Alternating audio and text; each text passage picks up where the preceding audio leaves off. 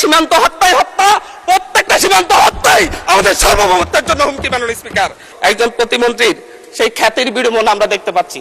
উনি কিছুই জানেন না, কিন্তু 10-12টা শিক্ষা প্রতিষ্ঠানের নাম ওনার পরিবারের নামে হয়ে যায়, রাস্তাঘাটের নাম হয়ে যায়, এবং এমনকি ইউনিয়নের নাম পর্যন্ত হয়ে যায়। এবং ফ্যাসিবাদী স্বরাষ্ট্রমন্ত্রী যেভাবে বক্তব্য দিতেন, আমাদের স্বরাষ্ট্রমন্ত্রী সে একইভাবে বক্তব্য দিচ্ছেন। আজকে যে 2026-27 বাজেট, অর্থ বছরের বাজেট, এটা বলতে গেলে হচ্ছে বর্তমান নতুন বিএনপি দলীয় সরকারের একটা আকাঙ্ক্ষার দলিল, কিন্তু বাংলাদেশের বাস্তব পরিকল্পনার কোনো দলিল নয়। কারণ বাজেটে যে পরিমাণ বাজেট ধরা হয়েছে, সেই লক্ষ্যমাত্রা পূরণ করতে কোনো প্রকারে সরকারের পক্ষে সম্ভব হবে না। সরকার এই জায়গায় রপ্তানি প্রবৃদ্ধি ধরেছে 7.9%, কিন্তু গত বছরও রপ্তানি প্রবৃদ্ধি ছিল 4.4%। গত এক বছরে রপ্তানি আয় বাংলাদেশে গত 6 মাসে রপ্তানি আয় সর্বোচ্চ গত 10 বছরের মধ্যে সবচাইতে বেশি কমেছে, কিন্তু সরকার এই জায়গায় 7.9% প্রবৃদ্ধি, রপ্তানি প্রবৃদ্ধি ধরে মূলত হচ্ছে বাস্তবতাকে অস্বীকার করেছে। সরকার রাজস্ব আয়ের লক্ষ্যমাত্রা ধরেছে 2025-26 অর্থ বছর লক্ষ্যমাত্রা ধরেছে 6,95,000 কোটি টাকা 26-27 অর্থ বছরে, এবং 25-26 অর্থ বছরে সেই লক্ষ্যমাত্রা ছিল হচ্ছে 5,95,000 কোটি টাকা। কিন্তু এই রাজস্ব আয় লক্ষ্যমাত্রা রাজস্ব আদায়ের ক্ষেত্রে সরকার মাত্র 4 লক্ষ কোটি টাকায় এই বছরের মধ্যে আদায় করতে পারবে বলে সম্ভব মনে হচ্ছে। এই ক্ষেত্রে বাজেটে ঘাটতি দেখা যাবে প্রায় 4 লাখ কোটি টাকা। এই বাজেট ঘাটতি পূরণের জন্য সরকার চিন্তা করেছে যে হচ্ছে ব্যাংক খাত থেকে ঋণ নিবে, কিন্তু ব্যাংক খাতের যে করুণ দশা, বাংলাদেশে গত 16 বছরের মধ্যে প্রায় সর্বোচ্চ নিট ঘাটতি দেখা দিয়েছে বাংলাদেশের ব্যাংকিং খাতে। সরকার ঋণ নিবে বৈদেশিক খাত থেকে। বৈদেশিক খাতে বাংলা বিশ্বের যে বৈদেশিক লেনদেনের ক্ষেত্রে দেখা যায় যে 2023 সালে সারা বিশ্বে $232 বিলিয়ন বৈদেশিক ঋণের লেনদেন ঘটেছে, যেটা 2025-26 অর্থ বছরে এসে $153 বিলিয়ন নেমে এসেছে। সরকার যে 1,35,000 কোটি টাকা বৈদেশিক ঋণ নিবে বলে চিন্তা করেছে, সেই ক্ষেত্রে বৈদেশিক ঋণ নেয়ার ক্ষেত্রে প্রায় মিনিমাম 50,000 কোটি টাকার ঘাটতি দেখা দিবে। মাননীয় স্পিকার, সরকার করমুক্ত আয় সীমা ধরেছে 3,75,000 কোটি টাকা। করমুক্ত আয় সীমা ধরেছে ব্যক্তির ক্ষেত্রে 3,75,000 টাকা প্রতি বছরে, কিন্তু প্রতি মাসে যদি আমরা গড় আয় দেখি 31,275 টাকা। একজন মধ্যবিত্ত পরিবারের লোক যদি হচ্ছে ঢাকায় বসবাস করে বা ঢাকার আশপাশের কোনো জায়গায় বসবাস করে, তার বাসা ভাড়া বাবদ তাকে মিনিমাম 15,000 টাকা তাকে পরিশোধ করতে হয়। গ্যাস বিল, বিদ্যুৎ বিল সব মিলে তাকে আরো 7,000 টাকা, 7 থেকে 8,000 টাকা পরিশোধ করতে হয়। যদি 5 জনের পরিবার হয়, তার খাবার দাবারের জন্য মাত্র আর 8 থেকে 10,000 টাকা থাকে। মাননীয় স্পিকার, এই ক্ষেত্রে মূলত এই বাজেট এবং হচ্ছে সরকার যেভাবে করমুক্ত আয় সীমা বাড়াই নাই, মাত্র 25,000 টাকা বাড়িয়েছে, এটা মধ্যবিত্তের উপর এক ধরনের চাপ সৃষ্টি করবে। সরকার খাদ্য নিরাপত্তা নিশ্চিতের ক্ষেত্রে বারবার বলেছে খাদ্য নিরাপত্তা নিশ্চিত করবে, কিন্তু সেই ক্ষেত্রে এডিপি বরাদ্দ, কৃষি বরাদ্দ 7.7% থেকে নেমে 3.6% নির্ধারণ করা হয়েছে। এর মধ্য দিয়ে বাংলাদেশ মারাত্মক খাদ্য নিরাপত্তার হুমকির মুখে পড়বে।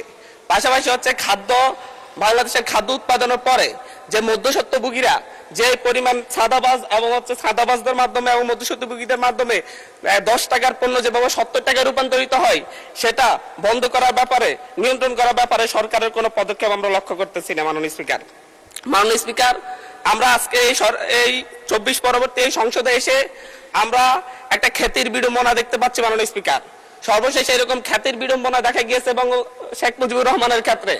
যেদিকে তাকিয়েছে শিক্ষা প্রতিষ্ঠানের নাম বলেন, বিশ্ববিদ্যালয়ের নাম বলেন, রাস্তাঘাটের নাম বলেন, সব শেখ মুজিবুর রহমানের নামে। শেখ মুজিবুর রহমান মৃত ছিলেন, উনি হয়তো জানতেন না ওনার নামে সব জায়গায় এত কিছুর নামকরণ করা হয়েছে, কিন্তু আমাদের এই সংসদে একজন প্রতিমন্ত্রীর সেই খ্যাতির বিড়ম্বনা আমরা দেখতে পাচ্ছি। উনি কিছুই জানেন না, কিন্তু 10-12টা শিক্ষা প্রতিষ্ঠানের নাম ওনার পরিবারের নামে হয়ে যায়, রাস্তাঘাটের নাম হয়ে যায়, এবং এমনকি ইউনিয়নের নাম পর্যন্ত হয়ে যায়। এটা একটা মিরাকল। মাননীয় স্পিকার, আমরা এমন এক মিরাকল সংসদে আছি, যে সংসদ আমরা ফ্যাসিবাদকে উৎখাত করে আমরা এই সংসদে এসেছি, সকলেই কম বেশি নির্যাতিত হয়েছে, কিন্তু আমরা দেখতে পাচ্ছি যে সীমান্ত হত্যা নিয়ে ভারতের দালালি যেভাবে হচ্ছে, ভারতের দালালি যেভাবে আওয়ামী সরকার করত, ফ্যাসিবাদী সরকার করত, ঠিক একইভাবে আমাদের এই সংসদের বিভিন্ন মন্ত্রীরাও একই ধরনের ভারতীয় ভাষায় কথা বলে। এবং ফ্যাসিবাদী স্বরাষ্ট্রমন্ত্রী যেভাবে বক্তব্য দিতেন, আমাদের স্বরাষ্ট্রমন্ত্রী সে একইভাবে বক্তব্য দিচ্ছেন যে মাননীয় স্পিকার, সকল সীমান্ত হত্যাকে সীমান্ত হত্যা বলা যাবে না। আমরা বলছি প্রত্যেকটা সীমান্ত হত্যাই হত্যা, প্রত্যেকটা সীমান্ত হত্যাই আমাদের সার্বভৌমত্বের জন্য হুমকি। মাননীয় স্পিকার, বাংলাদেশে আমরা 2024-এর পরবর্তী এতদিন আমরা মব কালচারের কথা বলেছে যে হচ্ছে ডক্টর ইউনূস সরকারের সময় মব কালচার অনেক বৃদ্ধি পেয়েছে, কিন্তু আমরা দেখতে পাচ্ছি বাংলাদেশ ব্যাংকে মব সৃষ্টি করে গভর্নরকে বের করে দেওয়া হচ্ছে। আমরা দেখতে পাচ্ছি বাসসে মব সৃষ্টি করে বাসসের এমডিকে বের করে দেওয়া হয়েছে। কেন? সরকার ক্ষমতায় আছে, সরকার কেন মব সৃষ্টি করে বের করতে হবে? সরকার তো তাদেরকে প্রত্যাহার করে নিলেই বা চাকরি চুক্তিভিত্তিক চাকরি বাতিল, নিয়োগ বাতিল করলে হয়ে যায়। এই ক্ষেত্রে সরকার মবের আশ্রয় নিয়েছে। গত 4 মাসে 17 জন শিশুকে ধর্ষণের পর হত্যা করা হয়েছে, 118 জন শিশুকে ধর্ষণ করা হয়েছে। কিন্তু আমরা দেখছি যে এবং সারা বাংলাদেশে এই ধর্ষণের সংখ্যা প্রায় 5 শতাধিক এবং সারা বাংলাদেশে 6 শতাধিক খুনের ঘটনা ঘটেছে। আমরা স্বরাষ্ট্রমন্ত্রীকে এখানে প্রেমজনিত একটা শিবির নেতার ব্যাপারে আমরা এখানে বিবৃতি দিতে দেখেছি, কিন্তু মাননীয় স্পিকার, আমরা ওনার নিজ আসনে ডাকাতির পরে মা মেয়েকে যে ধর্ষণের ঘটনা ঘটছে সেটার বিবৃতি আমরা এই সংসদে দেখি না। মাননীয় স্পিকার, বাংলাদেশের ন্যায় বিচার সুবিচারের কথা বললে সেটা যদি হচ্ছে একপাক্ষিক হয়ে যায়, দলীয় হয়ে যায়, তারও বড় সমস্যা। আমি এই সংসদে বলেছিলাম আমার এলাকায় অভিযোগ উঠেছে সাপলাকলিতে ভোট দেওয়ার কারণে বিএনপির লোকজন একজন নারীকে ধর্ষণ করেছে। আজ পর্যন্ত এটার কোনো সরকারি তদন্ত রিপোর্ট নাই। এই ব্যাপারে আমাদের স্বরাষ্ট্রমন্ত্রী এখানে দাঁড়িয়ে কোনো ব্যাখ্যা দিবেন কিনা মাননীয় স্পিকার আমি জানি না। মাননীয় স্পিকার, আমাদের এই একটা বাজেটে ঠিক পূর্ব বাজেট ঘোষণার পর দিনই বাংলাদেশে নিত্য পণ্যের দাম বৃদ্ধি হয়ে গেছে। চালের কেজি বেড়ে গেছে 7 টাকা, আমাদের তেলের লিটারে বেড়েছে 5 টাকা। কিন্তু হচ্ছে আমরা সরকার বলছে জনগণের আস্থা ফিরে এসেছে। কিন্তু মাননীয় স্পিকার, আমাকে আরো 3 মিনিট সময় বাড়িয়ে দিবেন, আমি এই কথাগুলো বলতে চাচ্ছি জনগণের হয়ে।